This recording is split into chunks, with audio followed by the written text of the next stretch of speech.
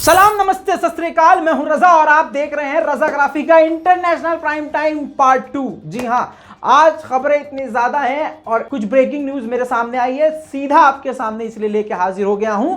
आपकी जानकारी के लिए बता दूं, सबसे बड़ी खबर यह है कि अमेरिका आखिरकार सऊदी अरब की नाराजगी को मिटाने के लिए तैयार हो गया और सऊदी अरब के आगे झुक गया है।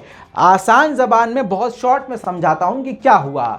बाइडेन प्रशासन जब आया तो यमन के ऊपर ये जो सऊदी अरब हमले करता था तो उसमें साथ देने से अमेरिका ने मना कर दिया और कहा हम हथियार सऊदी अरब को नहीं देंगे। और जब चीन के साथ अमेरिका के ताल्लुकात खराब हुए, रिश्ते खराब हुए, तो सऊदी अरब में जो अपने किराए पर दिए हुए हथियार थे उन सभी हथियारों को, यहाँ तक कि एयर डिफेंस सिस्टम को भी वापस बुला लिया। अब इसके बाद दोनों देशों के बीच में मामलात खराब हो गए। अब जब रूस और यूक्रेन की जंग शुरू हुई तो पाबंदी अमेरिका ने रूस पर लगा दी। तो रूस पर पाबंदी लगने की वजह से गैस और तेल जो अमेरिका रूस से लेता था उसकी काफ़ी कमी हो गई। अब उसके लिए बाइडेन प्रशासन ने रिक्वेस्ट करी सऊदी अरब से कि आप अपने तेल और गैस के प्रोडक्ट को बढ़ाओ ताकि दुनिया में गैस और तेल के, डीजल के दाम ना बढ़े। लेकिन सऊदी अरब ने बाइडेन का फोन ही नहीं उठाया, यूएई ने भी फोन नहीं उठाया। ये नाराज इसीलिए था सऊदी अरब की यमन दनादन हम पे हमले कर रहा है और अमेरिका ने एकदम से मुंह फेर लिया और हथियार भी छीन लिए हैं। ये सब चीजें बाइडेन को समझ में आ चुकी थी, जिसके बाद अब बाइडेन प्रशासन ने घुटने टेकते हुए कहा है कि हम डिफेंस सिस्टम, अमेरिका का सबसे खतरनाक डिफेंस सिस्टम पैट्रियट सऊदी अरब को देने को तैयार हो गए हैं। ये जानकारी बहुत ही सीक्रेटली सामने आई है क्योंकि अभी ऑफिशियल अनाउंसमेंट नहीं हुआ है। एक अमेरिकी अधिकारी ने नाम ना बताने के आधार पर और शर्त पर यह सारी जानकारी दी है। अब जिससे ये बात क्लियर हो गई है कि सऊदी अरब की ये जो इंटरनेशनल रणनीति थी कि ये जंग का फायदा उठाकर उसने अमेरिका को झुकने पर मजबूर कर दिया।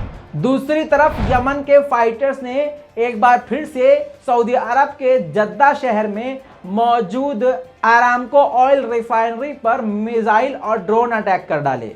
देखिए,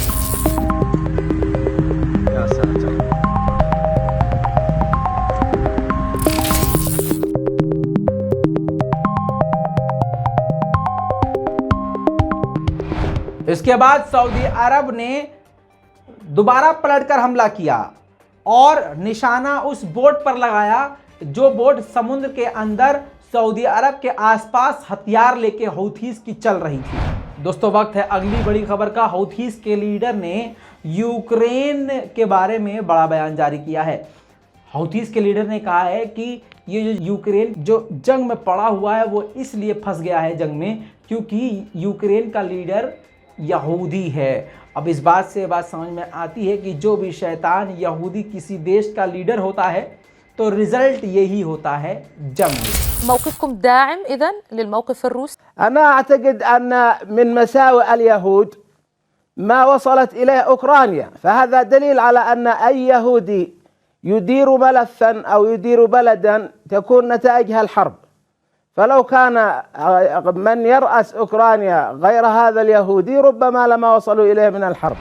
दोस्तों, उधर ब्रिटेन के प्रधानमंत्री पीएम बोरिस ने चीन को चेताते हुए कहा है कि सारी दुनिया के सामने ये बात क्लियर है कि यूक्रेन सही है और रूस गलत। इसके बावजूद रूस का साथ देकर चीन गलत कर रहा है। हालांकि आगे उन्होंने कहा कि चीन को सही का साथ देना चाहिए, सही पक्ष लेना चाहिए। और भी बहुत सारी बातें कही हैं, लेकिन ये सीधी सीधी बात बता दूं कि ब्रिटेन ने सीधा चीन से कह दिया है कि यूक्रेन का साथ दो। दोस्तों, अब वक्त है एक बड़ी खबर का, नई खबर का, नया मुद्दा। आपको बता दूं कि स्वीडन की कंट्री को आप जानते होंगे। स्वीडन एक कंट्री है, वहाँ की सरकार ने एक नया काम किया है।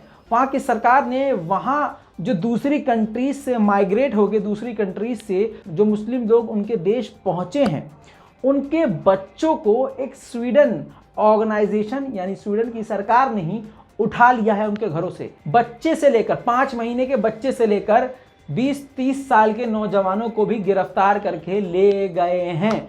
जिसके बाद आपको बता दूं कि बताया भी नहीं कि कहाँ लेके जा रहे हैं, क्यों लेके जा रहे हैं। जिसके बाद अब आपको बता दूं कि इसमें यह भी बात सामने आई कि सिर्फ मुस्लिम्स नहीं, यूक्रेनियन को भी, यहाँ यूक्रेन से जो माइग्रेट होकर वहाँ गए थे उनको भी गिरफ्तार करके ले गए हैं, कई नॉन मुस्लिम्स को भी उठाकर लेके गए हैं, जिसकी वजह से वहाँ के लोगों ने, जिन्होंने अपने बच्चों को खो दिया है, ज़बरदस्त सड़क पर उतर के प्रदर्शन शुरू कर दिया है।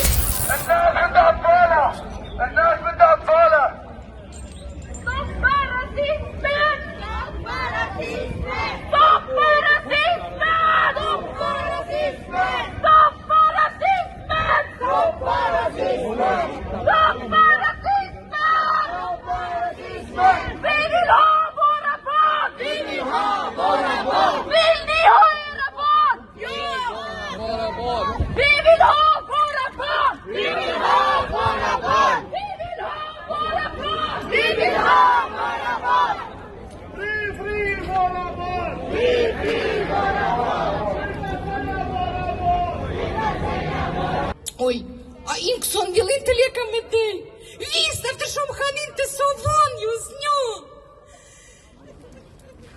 Jag kommer från Ukraina. Och han är svensk. Och han heter Mattias Johansson. दोस्तों अब एक बड़ी खबर आपको इजराइल की तरफ से दे दूं। इजराइल ने अपनी झेप मिटाते हुए एक अजीब सी और बड़ी सी जानकारी दी है। 14 फरवरी का मामला बताते हुए कहा है कि इराक की तरफ से हम पर 2 ड्रोन आ रहे थे, वो ईरानी ड्रोन थे। हमने 14 फरवरी को इन दोनों ईरानी ड्रोन्स को मार गिराया। हालांकि इसका कोई प्रूफ नहीं दे पाया। कौन? इजराइल। दोस्तों इसी के साथ एक बार फिर ईरान के IRGC के कमांडर यानी ईरान के मिलिट्री ने बड़ी धमकी गल्फ कंट्रीज को दी है। स्क्रीन पर बड़ा बड़ा करके आपको वो आर्टिकल दिखाने वाला हूं, ध्यान से देखिएगा।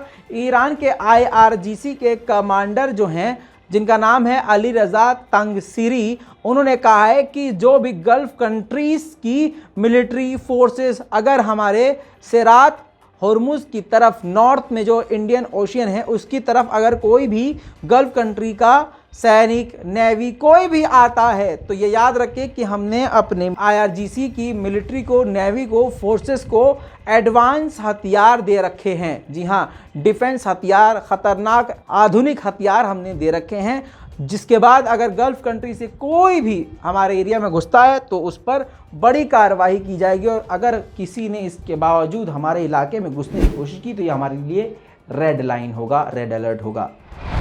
दोस्तों इसी के साथ आपको बता दूं कि अमेरिका की नाक पर घूंसा मारते हुए और उसकी इज्जत को तार तार और उसके झूठे घमंड को तोड़ते हुए ईरान ने रूस के साथ डील कर ली है। जी हाँ, बातचीत नहीं हो रही, डील हो चुकी है। आपको बता दूं कि रूस के अंदर, मैंने आपको बताया था कि खाने पीने की किल्लतें बहुत ज़्यादा शुरू हो गई है। अब ईरान ने ऐसी तगड़ी डील कर दी है कि अब रूस को इस बड़ी मुश्किल में बड़ा सहारा मिल सकता है। अब रूस को ईरान तेल यानी सरसों का तेल, गेहूं, सब्जियां, जौ और कॉर्न, इसके अलावा कई खाद्य पदार्थ, खाने पीने की चीजें जिसकी कमी का सामना रूस को करना पड़ रहा है, वो सारी चीजें अब ईरान से लेने के लिए रूस तैयार हो गया है। और ये ईरान के लिए फायदेमंद है और रूस की काफी बड़ी मदद। दोस्तों आखिर में एक छोटी लेकिन मोटी बड़ी खबर आ रही है। श्रीलंका जो है फिर से, यानी एक श्रीलंका ऐसी कंट्री जो उधार पर ही जिंदा है। अब चीन के ऑफिशियल्स ने यह ऐलान करके बताया है कि 2.5 बिलियन फिर से श्रीलंका ने चीन से उधार मांगा है, जो कि अभी तक अप्रूव नहीं हुआ है, क्योंकि अभी तक उधारी पिछली श्रीलंका ने चीन की नहीं चुकाई है। दोस्तों अभी तक के लिए इतना ही। इस पूरी रिपोर्ट पर, हमारी मेहनत पर आपकी क्या राय है, अपनी राय कमेंट में लिखिएगा।